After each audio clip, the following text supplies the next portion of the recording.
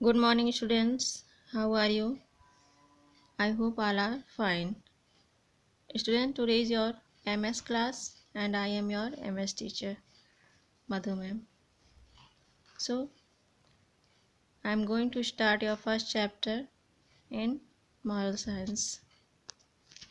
Your first chapter is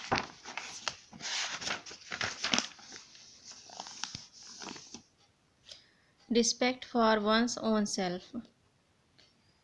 Respect for one's own self means अपना स्वयं के लिए सम्मान, खुद का खुद के लिए सम्मान. दिस मीन्स बच्चों,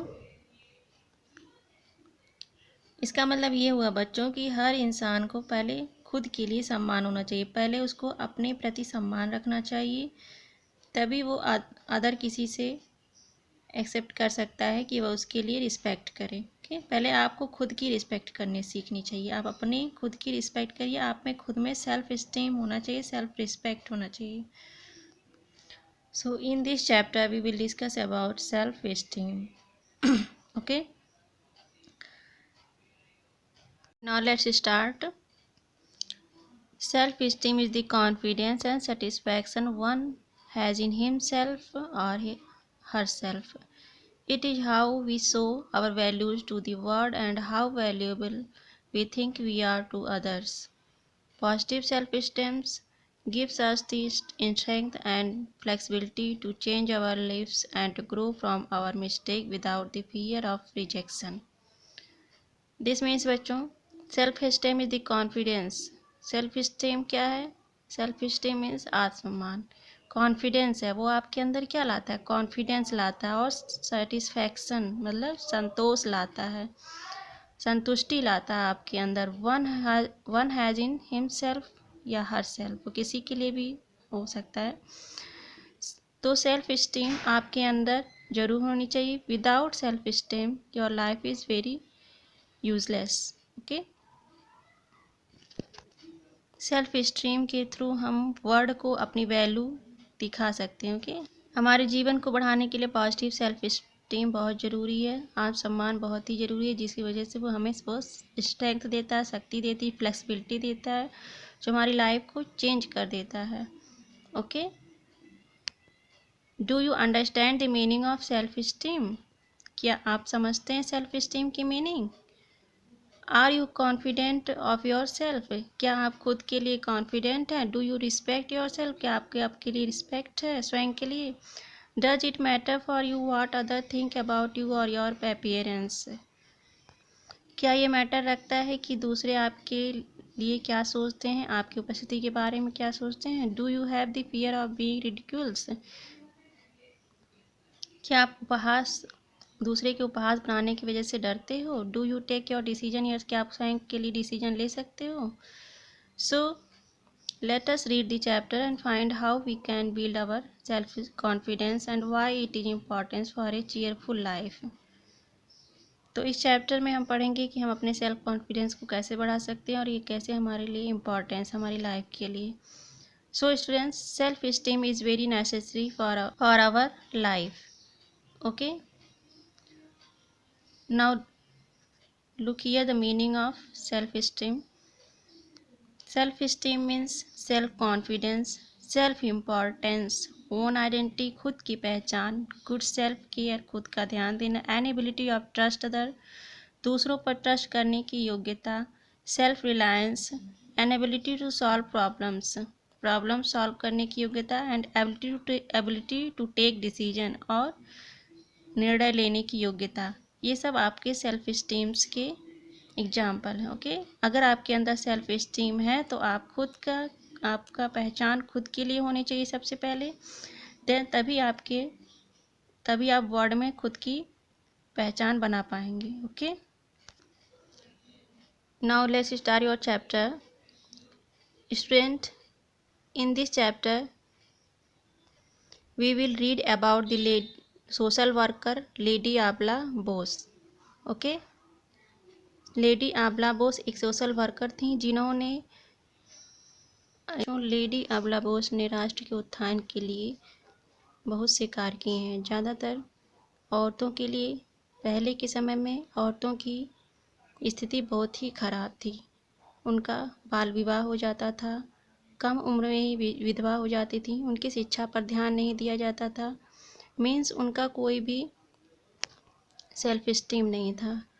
ओके, तो औरतों के सेल्फ इस्टीम के लिए, उनके सेल्फ रिस्पेक्ट बढ़ाने के लिए, उनके सेल्फ कॉन्फिडेंस के लिए, उनको एक अलग पहचान देने के लिए, उनकी स्थिति सुधारने के लिए social worker lady Abala Bose ने बहुत से कार्य किए हैं। ओके, तो इस चैप्टर में हम उनके इन्हीं कार्यों के बारे में पढ़ेंगे।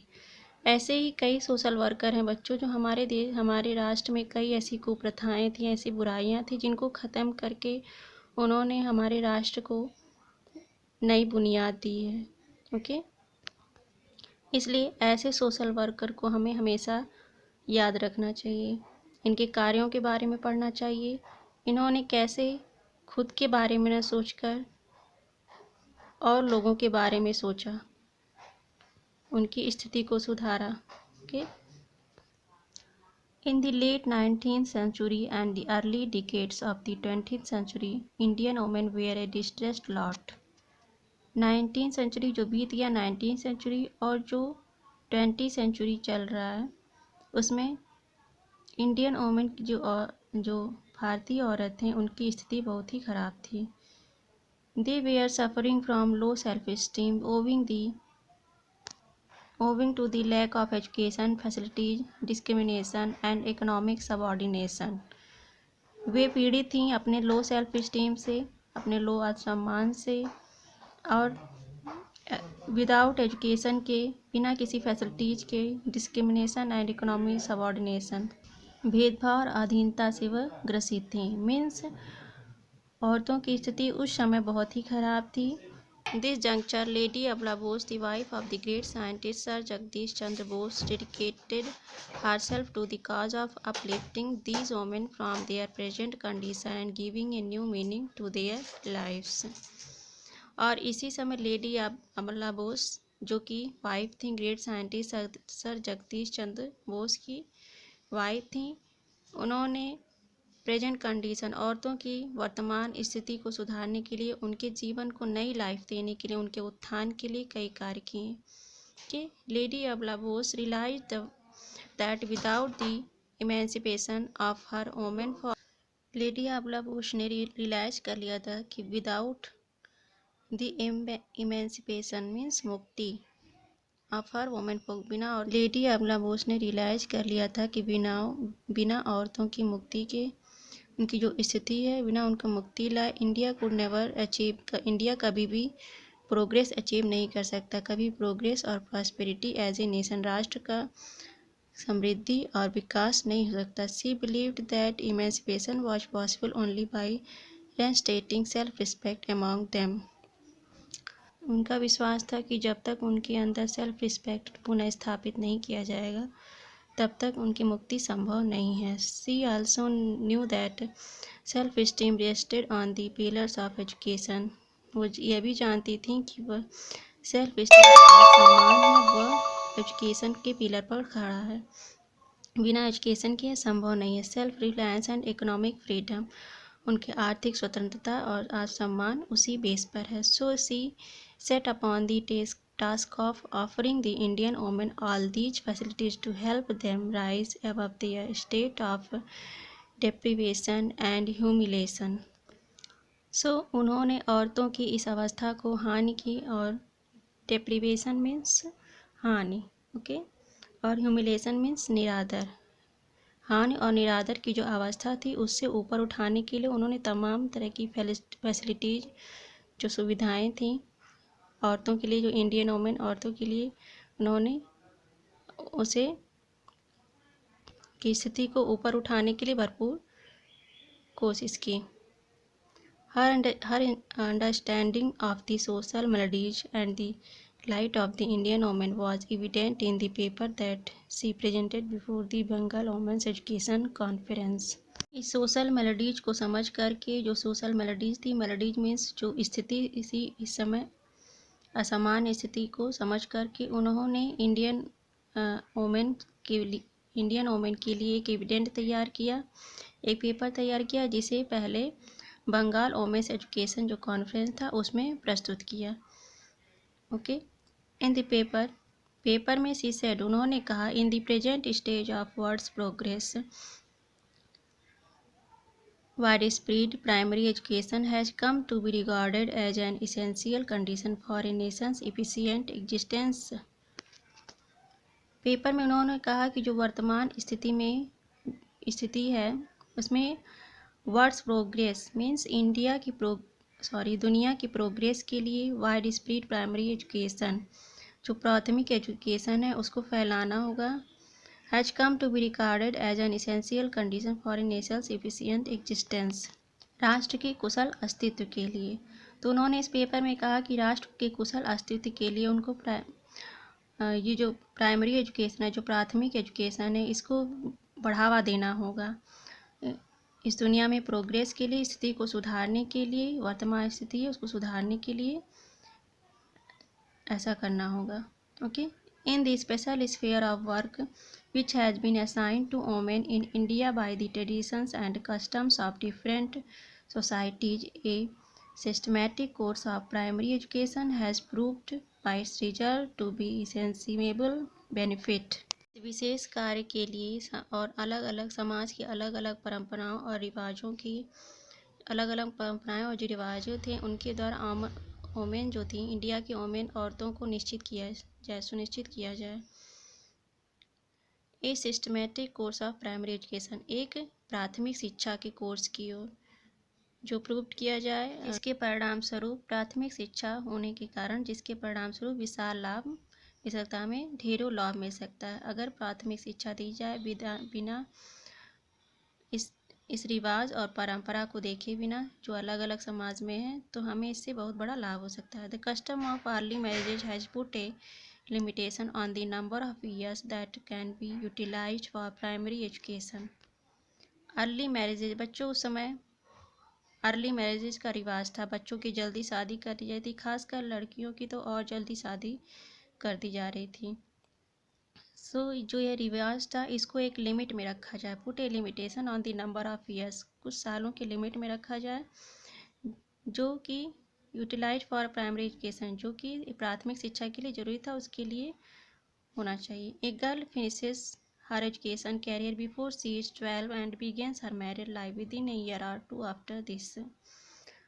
एक गर्ल के लिए जरूर एजुकेशन समाप्त करने का कैरियर होना चाहिए कि वह अपने शी इज 12, या तो वह 12 हो या फिर अपनी जो मैरिड लाइफ थी उसके 1 या 2 साल के अंदर अपनी शिक्षा समाप्त कर ले कैरियर। विथ दिस ऑब्जेक्ट से लेडी ऑफ लाबोस फाउंडेड द नारी शिक्षा समिति 1919 विथ हर रिनोव्ड हस्बैंड। उन्होंने अपने प्रसिद्ध जो फेमस हस्बैंड थे उनके साथ मिल कर के नारी शिक्षा समिति की स्थापना की 1919 में। ओके, जो कि औरतों की प्रोग्रेस के लिए उन्होंने ये समिति स्थापित की थी। Next, she was supported in her enterprises by the mayor of Calcutta. यह सपोर्ट किया गया किसके द्वारा? कोलकाता के जो मेयर थे उनके द्वारा सपोर्ट किया गया इसे। द इलस्ट्रियस चितरंजन दास, जो चितरंजन दास थे उनके थ्रू भी इसे सपोर्ट किया गया। इलस्ट्रियस मीन्स बच्चों शानदार, जो चितरंजन, ये सब फेमस सोशल वर्कर है जिनके द्वारा क्या लेडी अबला बोस को सपोर्ट मिला था।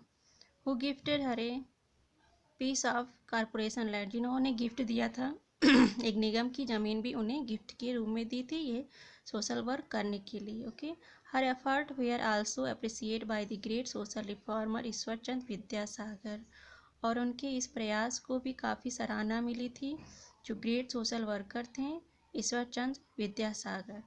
ओके, ईश्वरचंद विद्यासागर के द्वारा भी उन्हें इस कार्य के लिए सराहना मिली थी।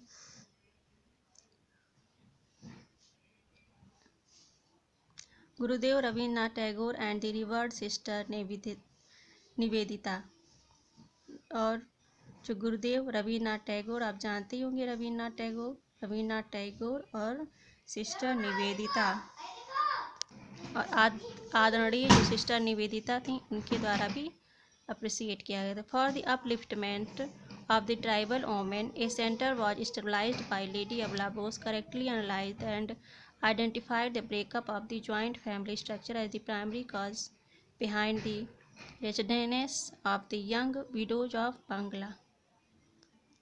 तो इन जनजाति औरतों के उत्थान के लिए एक सेंटर स्टेबलाइज किया गया लेडी अबला बोस के द्वारा, okay, and identified the breakup of joint family structure, और उन जॉइंट फैमिली स्ट्रक्चर को पहचान की गई as the primary cause behind the wretchedness of the young widows of Bengal.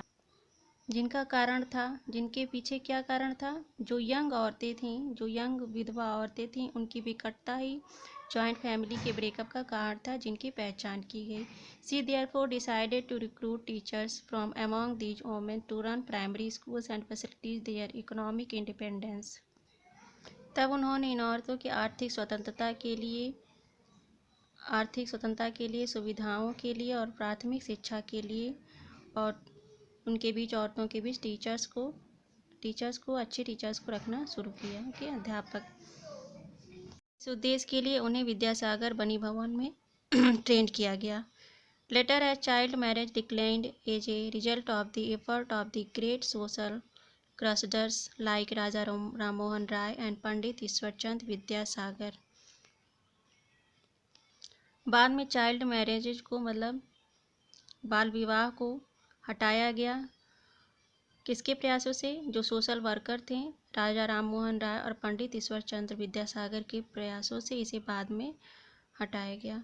C directed her effort towards education and rehabilitating the distressed and economically displaced young girls and women. She directed her effort, उन्होंने direct अपने प्रयासों को जो young girls और women's थीं, जो विस्थापित young girls और आर्थिक रूप से एंड संकटग्रस्त जो औरतें और लड़कियां थीं, उनकी पुनर्स्थापना के लिए, पुनर्वास के लिए, उनकी शिक्षा की ओर उन्होंने अपने प्रयास को बढ़ावा दिया, okay. Lady Bose extended relief and facilities to women in the remote corners of the country.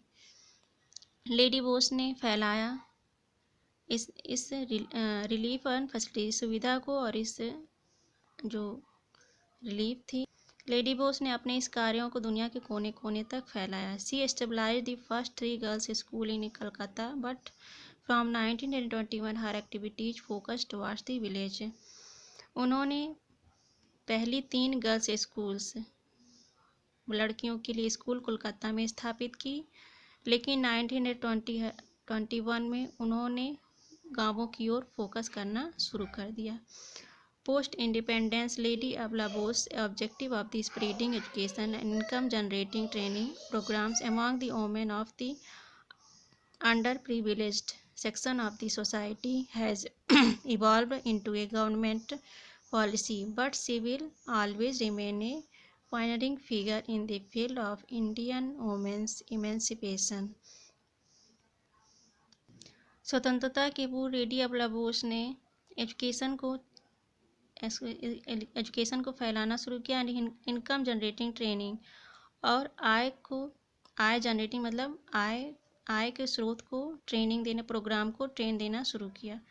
Among the women's of under privileged section of the society, जो वंचित औरतें थीं, उनके बीच ट्रेनिंग देना, आय के स्रोत की ट्रेनिंग और शिक्षा के जो कार्य थे उनकी ट्रेनिंग देना शुरू किया, ओके।